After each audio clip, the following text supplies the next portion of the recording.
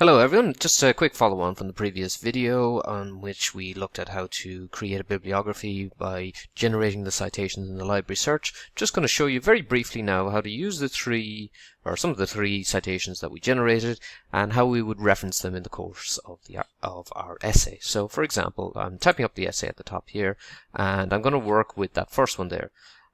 Casey, 2014, Irish involvement in the First and Second Crusades, a reconsideration of the 11th and 12th century evidence. Now, in this article, which I wrote a couple of years ago, basically I said there's no strong proof of Irish involvement in the First and Second Crusades. So that's what I'm going to put in the essay. Just get rid of that bold. So it has been argued that there is no strong evidence for Irish participation in the early Crusades. And so I want to reference that article. All I do is open parenthesis, Casey, the author's surname only, comma, the year, 2014. Close and full stop.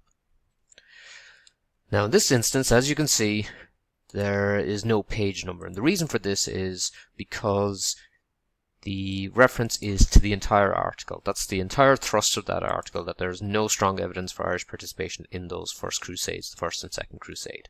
That's the entire take-home point of the article. I'm not referring to any one particular thing in the article, but to the entire article. So that's why it's simply Casey 2014. If I was referring to a particular sub-point in the article, I would put in the pages there. Alternatively, I could have written it slightly differently. I could have written something along the lines of Casey has argued that there is no strong evidence for participation in the early Crusades. In this instance, I would put 2014 in brackets or parenthesis directly after the name, because now Casey is more the focus of the sentence rather than a question of participation in the Crusades. Either way, both of these are still referring to the entire thrust of the same article, namely this one here in our bibliography.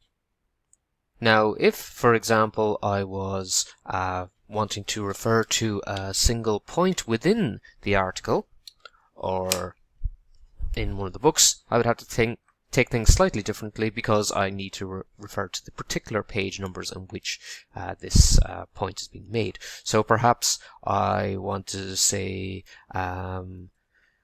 there was no reliable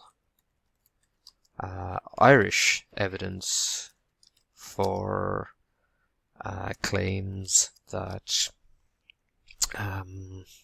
the storming of Jerusalem had Irish participation.